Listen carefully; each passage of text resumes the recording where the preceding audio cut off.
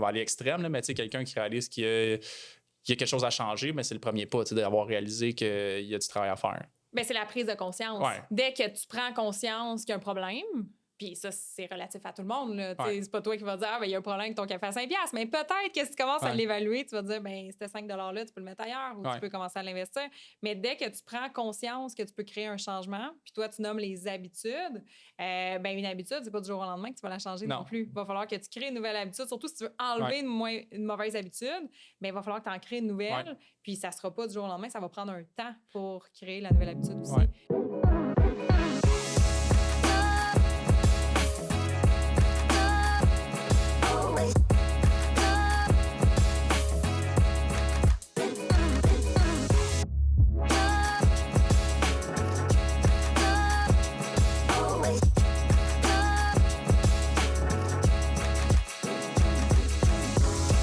Bienvenue au podcast Outside the Box. Je m'appelle Maude Perron et aujourd'hui, c'est à mon tour de poser des questions à Hugo Labrec pour qu'on puisse le connaître à travers son podcast. Salut Hugo! Salut Maude!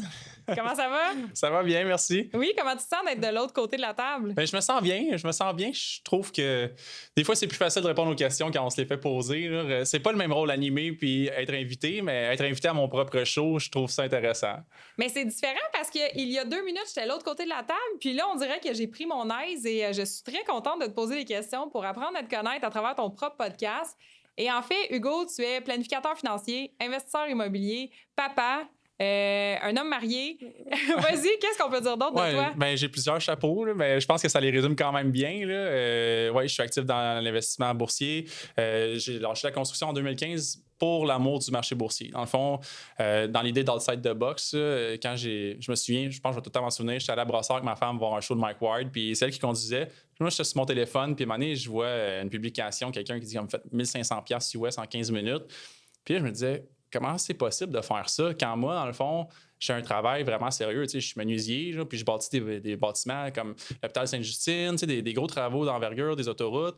Comment ça que moi, je travaille dans des conditions extrêmes de froid à moins 40, puis je fais comme 740$ par semaine. Ça marchait pas pour moi, puis je me dis, il y a quelque chose qu'il faut que j'aille voir plus loin, c'est quoi? Puis j'avais vu qu'un de mes amis avait liké la page de la personne qui avait mis la publication, puis ça fait longtemps que je n'avais pas parlé, puis j'ai dit, hey, salut, ça va? C'est qui ça? Là? Puis c'est quoi ça, les small caps et le trading? Puis il a commencé à m'expliquer un petit peu son expérience à lui, son parcours.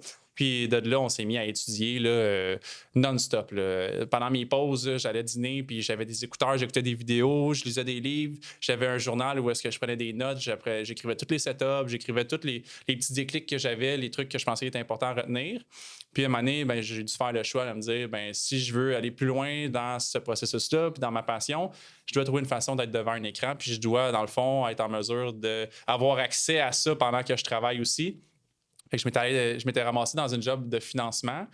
Puis j'ai fait ça pendant 2 ans. Je me suis rendu compte après à peu près 1 an que c'était pas exactement ce que j'envisageais comme emploi. Là. J'étais directeur commercial. Puis le travail de conseiller financier, ça me rejoignait plus sur qu'est-ce que je voulais faire avec les gens. Fait que, tu sais, d'être devant l'écran, c'était pas suffisant pour me sentir accompli. Il fallait que j'aide les gens en plus. Parce que tout ce que je découvrais, je voulais le partager. Fait que conseiller financier, ça l'a fait pour m'aider. Au début, j'ai commencé avec une bannière. J'étais avec la financière Sun Life. Fait que c'était déjà des petits pas vers où est-ce que je voulais m'en aller. Puis après 2 ans avec une bannière, je voulais avoir encore plus d'outils pour mes clients. Je voulais être encore plus indépendant. Je voulais être encore plus outside the box. Moi, quand j'ai une façon de penser puis j'ai une vision, j'aime pas qu'on m'impose une autre vision. Je dois aller jusqu'au bout, soit pour me rendre compte que j'ai tort ou pour prouver que j'avais raison.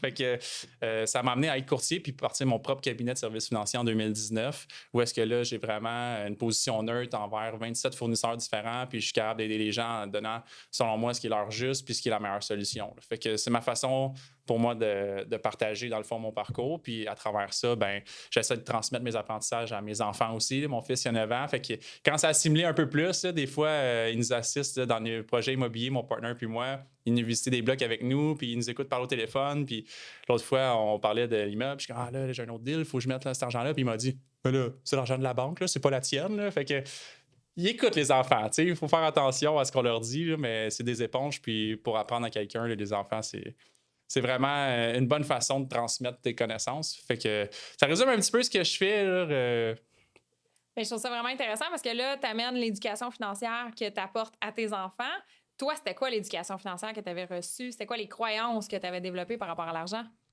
Ben, tu sais, moi, les croyances que j'avais étaient complètement différentes de celles que j'ai aujourd'hui parce que, ben, tu sais, ma mère, elle nous a élevés toute seule, ma soeur puis moi. Ma mère, quand elle était jeune, avait une grosse accident de voiture, fait qu'elle n'avait pas fini son secondaire. Fait que, elle a fait avec les moyens qu'elle avait. On n'a jamais manqué d'amour, on n'a jamais manqué de rien, mais elle m'a beaucoup appris, tu sais, à aller chercher ce que tu veux, à pas abandonner, mais elle était souvent, tu sais, malchanceuse, là, ou, tu sais, elle faisait avec ce qu'elle avait. Fait que, moi, j'ai voulu essayer de voir c'est quoi qu'il y a de l'autre côté, dans le fond, de ces limites-là puis de ce mur-là. Dans le fond, je voulais pas accepter de continuer comme ça, là. Je voulais avoir plus. Fait que j'ai commencé à m'instruire via les livres, via les vidéos. Tu sais, maintenant, il y a tellement d'outils là, sur YouTube, les podcasts. C'est un peu la raison pour qu'on en fait un aussi aujourd'hui.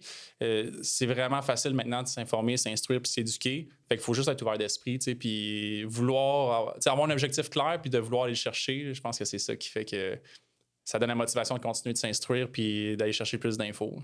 Ça serait quoi pour toi la meilleure ressource? Tu as parlé du déclic avec la publication que tu avais vue, mais avec tout ce que tu as lu ou que tu as vu sur Internet, c'est quoi, à part ton podcast, c'est quoi les meilleures ressources pour pouvoir s'éduquer côté financièrement? Ben, je pense que ça dépend de chaque personne. Je pense que ça dépend de chaque personne, en fait, parce qu'il y en a que lire, c'est difficile, mais l'écouter audio, c'est plus facile.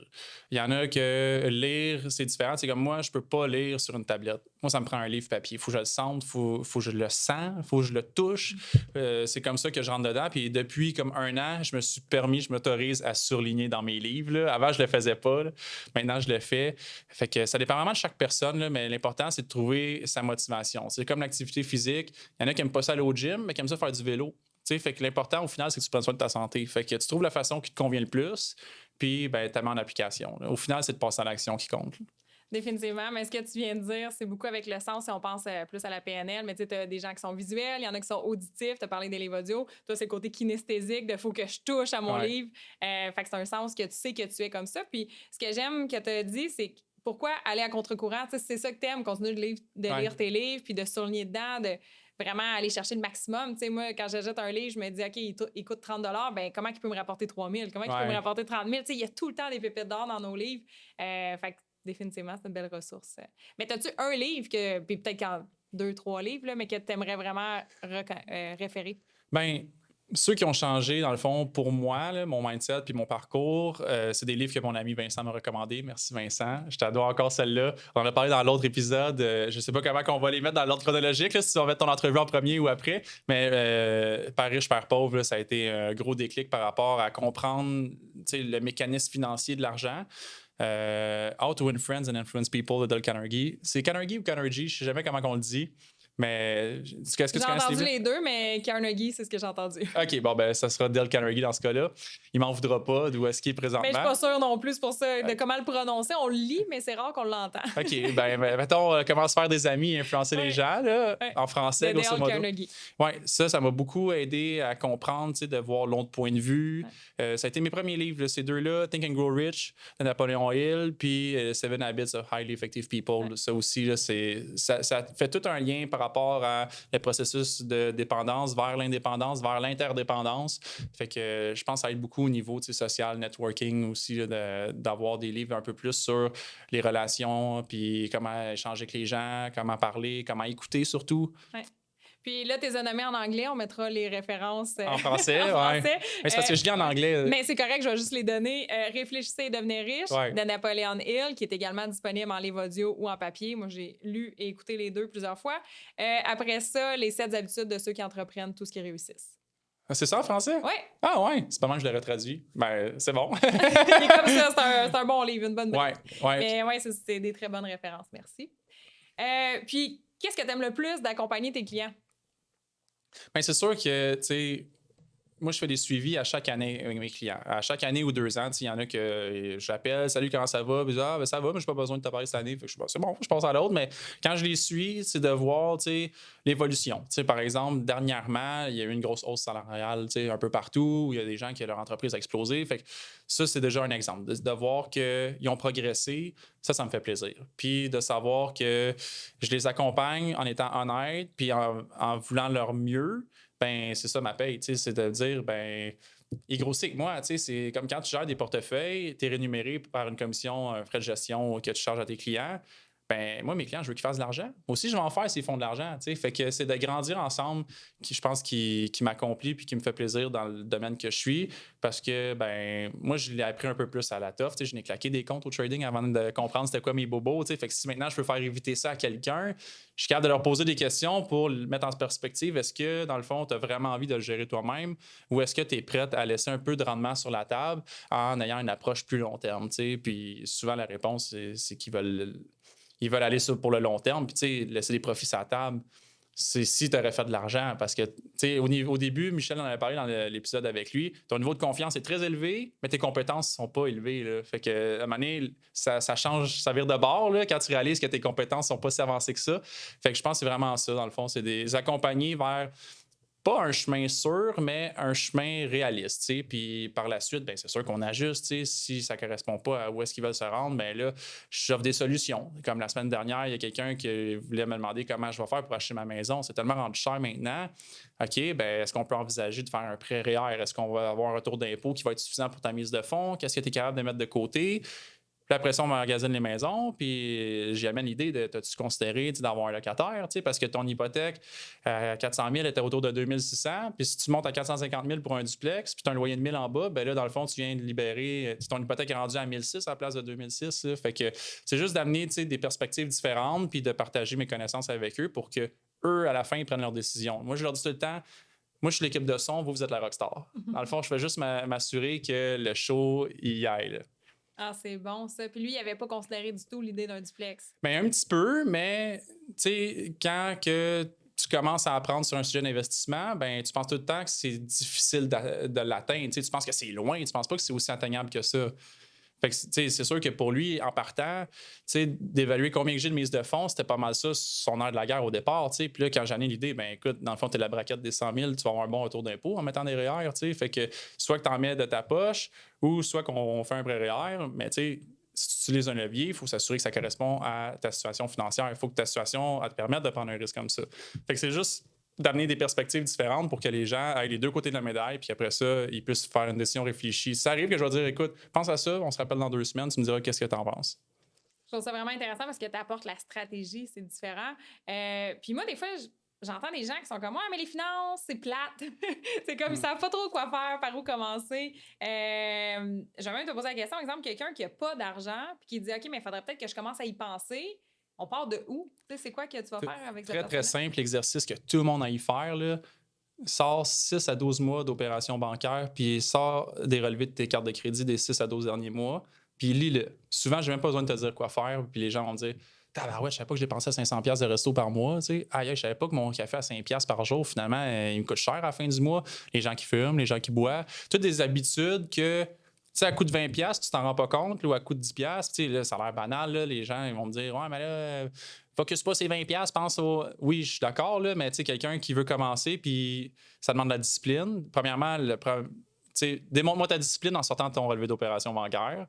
Fais ton devoir, rappelle-moi, puis dis-moi ce que tu as remarqué là-dedans. Puis c'est déjà une grosse étape. C'est comme, je vais aller extrême, là, mais quelqu'un qui réalise qu'il y a quelque chose à changer, mais c'est le premier pas, d'avoir réalisé qu'il y a du travail à faire. Bien, c'est la prise de conscience. Ouais. Dès que tu prends conscience qu'il y a un problème, puis ça, c'est relatif à tout le monde. Là. Ouais. C'est pas toi qui vas dire, il y a un problème avec ton café à 5$. Mais peut-être que si tu commences à l'évaluer, tu vas dire, ben c'était 5$-là, tu peux le mettre ailleurs ou tu peux commencer à l'investir.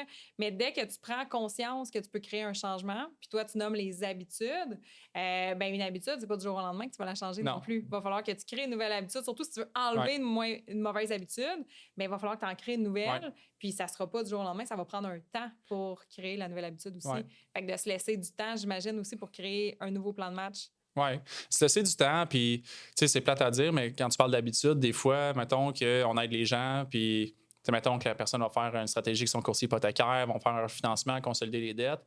Ben c'est con, là, ça a l'air un peu agressif, comment je vais le dire, mais on dirait qu'il faut quasiment tout de suite compenser l'habitude qu'il avait de faire ce paiement-là vers de l'investissement. T'sais, dans le fond, si il prend une pause de 6 mois où est-ce qu'ils mettent plus, mettons, qu'ils payaient 500$ de dépenses par mois, puis là, ils l'ont clairé. S'ils mettent pas 500$ d'investissement tout de suite, ils perdent cette habitude-là, puis ils se ramassent qu'ils recommencent jamais. À un moment donné, ça devient à un moment donné, je vais le faire. Ah ouais, il faudrait que je le fasse.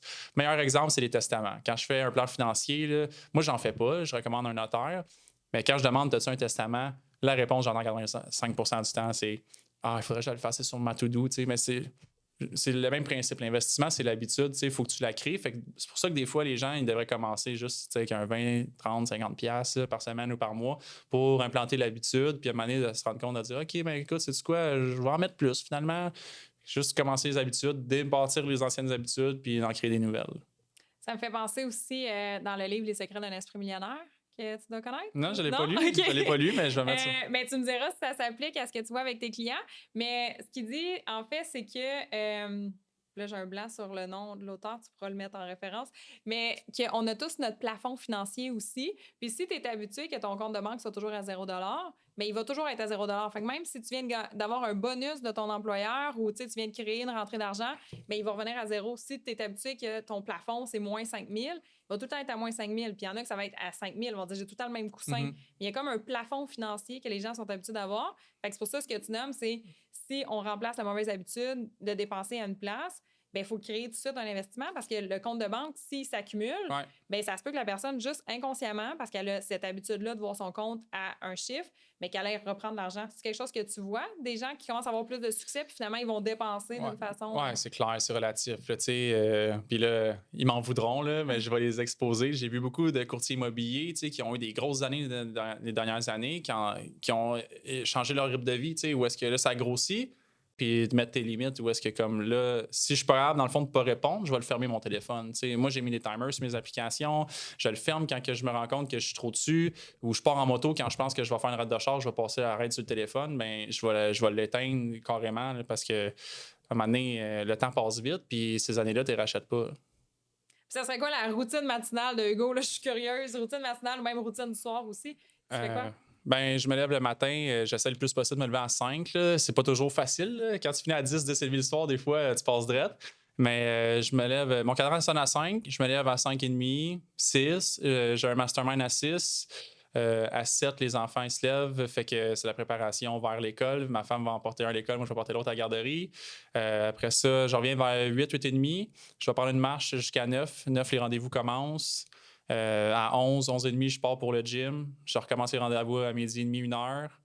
On retourne chercher les enfants vers 4h, puis on passe du temps ensemble pour les soupers, puis les bains, puis après ça, à 6h, on repart en rendez-vous jusqu'à 9h, 9h30. C'est ça, tu travailles à tous les soirs. Là.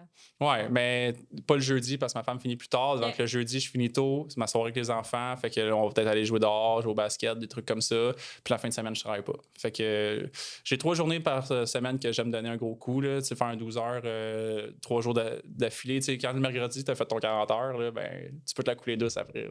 OK, vraiment cool. Puis la dernière question, outside the box, pourquoi ce nom-là pour ton podcast?